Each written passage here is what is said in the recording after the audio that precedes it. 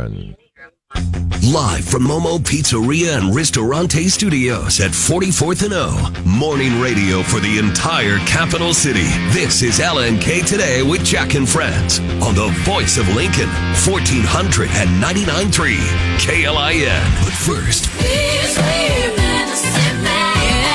your fantasy Huskers keyword for a chance at a $100 prize pack from Valentino's at Alumni Hall. It's Weekend Fling Edition with a new team, Fantasy Huskers Weekend.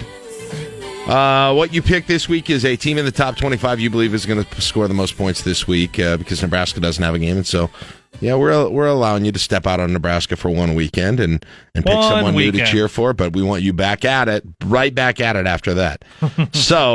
Yes. So if you want to pick, you need to text us, the Rick Sound Recognition text line at 402-479-1400. The keyword, which is Chaps. CHAPS, Chaps. Text that in right now, and one of you will get a pick. We will text you and let you know, and we'll tell you who has been picked, the new teams that are off the board, a top 25 team this week in the AP that you think will score the most points of any team, and you get that. You win the prize pack from Valentino's and Alumni Hall. Well, it's time to step into our monthly visit with Mayor Leirion Gaylor Baird. She is joining us right now. Good morning, Mayor. How are you doing today? Hey, good morning, Jack. I'm doing well. How are you? Good to talk to you. Okay, so can you, before we get into some of the things that are going on in the city right now, I just because there's been reporting, because somebody has jumped, another candidate has jumped into the mayor's race for next time around, and I've been just kind of talking about it and saying presumptive, figuring out, not sure. Have you made a decision on whether you're running again? Do you expect to be saying something about that soon? Where are we in on that? Because I want to be able to at least say it accurately here. Well, thank you for that. Right now I'm really just focused on the job I'm been elected to do for our community, and that's growing a more successful, secure, and shared future. And any announcement formally that I'll be making will come later this fall. All right, we will be waiting for that then. Let's jump into some of the things going on right now with the city. Obviously, the city's in a similar position. I think that a lot of businesses are right now, and you're interested in hiring. You're interested in looking for people to do various things among the city services. I know there was a press conference last week to talk a little bit about the hiring efforts right now. Give us kind of a sense of the sort of need that there is for employees right now, what the city is looking for, and what those efforts have kind of looked like. Yeah, you bet. We've got over 100 different job opportunities and really diverse roles that are, entry level to professionally credentialed. And the areas of need include positions like our recreation center leaders and assistants, our Star Tran bus operators. That's probably not a surprise. Public health nurses. We're doing this hiring fair coming up on September 29th in conjunction with the county, so also county correctional officers and juvenile detention officers, some of our LPD police trainees. We need civil engineers and, of course, heavy equipment operators. So there's a lot to choose from, and we are really just excited to open the doors over at Ald Pavilion to the public to have this joint city-county career fair Thursday, September 29th, 3 to 7 p.m., and folks can learn more about it by going to lincoln.ne.gov/career fair.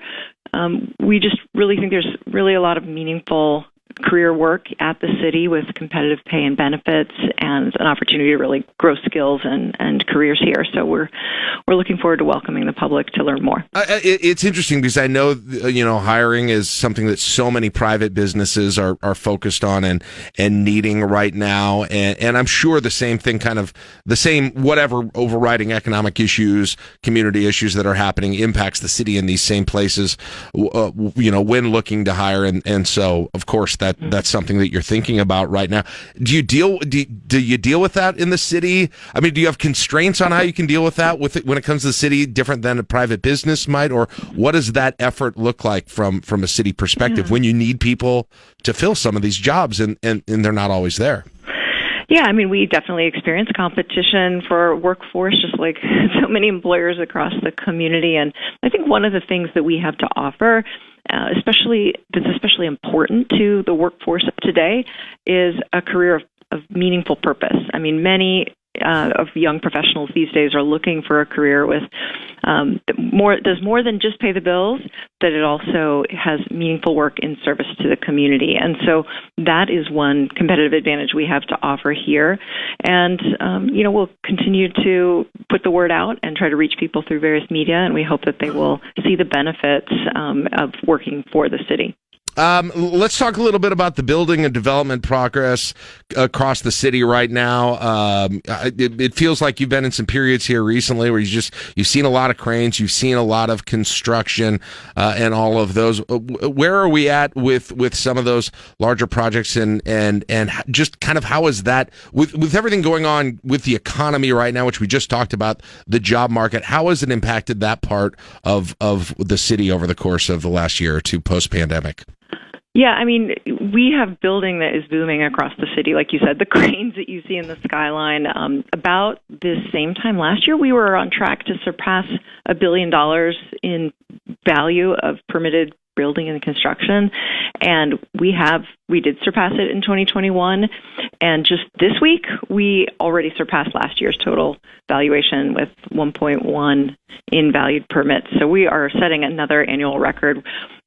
We're issuing more permits for residential units this year than all of last year. And if you combine the number of residential permits that we issued in 2021 and 22, it's the most for Lincoln in 50 years. So it's business, we are doing everything we can to facilitate this and make sure that the private sector has what they need to move quickly to get their projects off the ground. And, we're excited that Lincoln is really bouncing back and performing stronger than many communities across the country. Well, and I guess that's one of the how important is that? I anticipate if you do run again, there will be a large conversation about conversations about business. This comes up in every mayoral race, business friendliness, and how well does the city do to accommodate people who want city services, especially including developers and those sorts of things. How important has that been to you, and how has that changed? How have you dealt with those issues during the course of your term so far? Yeah, I mean, it's been hugely important. And of course, during the pandemic, we pivoted and adapted and continued to support the growth and development of our community. Construction continued during those years, and we have a number of really impressive and high value projects that are off the ground in our community, and we know that this is the way we create opportunity for our residents. I mean, economic opportunity, the opportunity to build a livelihood, to grow a business, we are here to support that. And so we're really proud of the kinds of projects that we've been able to, incentivize with tax increment financing and to usher through the city processes as quickly as possible. And, you've got the Landmark Center going up over by the Chamber of Commerce on Lincoln Mall. We've, helped support the new Scarlet Hotel. We've got projects in the Haymarket like the Dairy House. And, it all throughout the community, downtown and the, other neighborhoods, we are looking to support growth and development, knowing that means more economic opportunity for our residents and businesses. Mayor, when you talk about sort of the residential end of it and development on that part of it, it's kind of interesting because it looks like the Fed's going to raise interest rates again today. We've also heard, at least nationally, and I don't know so much in Lincoln, if there's kind of been a movement in the housing market that is a little bit more friendly to buyers than it has been, because I think you talk to anybody in Lincoln who's in that industry right now, it's been a heck of a tough market for buyers right now. I don't know how much of a shift is coming with interest rates going up and maybe that market changing, but I know you talk about housing. You've thought a lot about housing and the issues that Lincoln and places all over the country have. How much is the potential of just kind of how this market looks like it's changing or projecting to change right now impact whatever efforts that you've got afoot and just kind of the policy things that you can do or want to do when it comes to housing here in the capital city?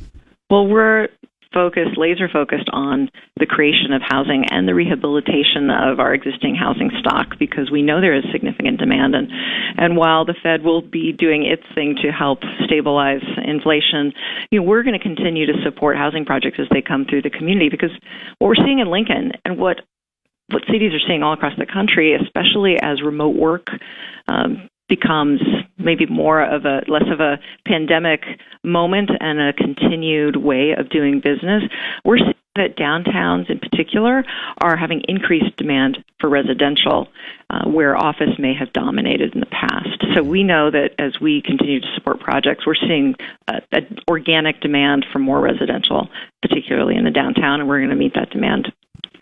Let me ask you about the new COVID booster. I know we probably have some people who are listening who are interested in getting it and some who aren't, but I'll be honest, it probably goes back to several government entities all the way up to the federal government.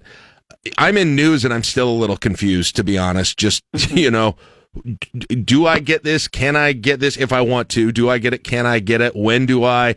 I can't even remember. I guess I need to go find my card because I can't remember, when was the last time I did this. And so I guess, number one, can you clarify some of that stuff for us? Mm-hmm. And then number two, what is the availability like right now for people who are interested in getting the next booster? Yeah.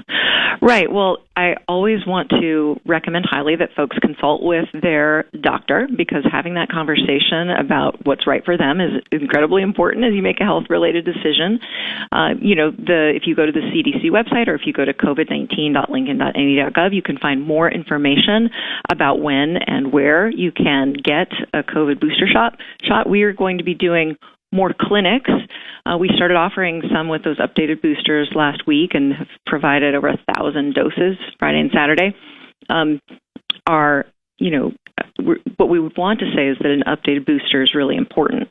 It is going to provide protection against the newer variants that are circulating in the community right now, and those weren't included in previous vaccines, so you're going to get a new boost of protection from this booster.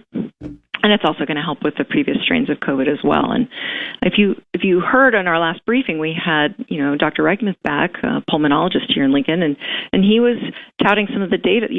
There is evidence that folks who are unvaccinated are 14 times more likely to die of COVID than folks who are vaccinated. So there's clear science backing up the health benefits of getting boosted, and even our local data. If you look.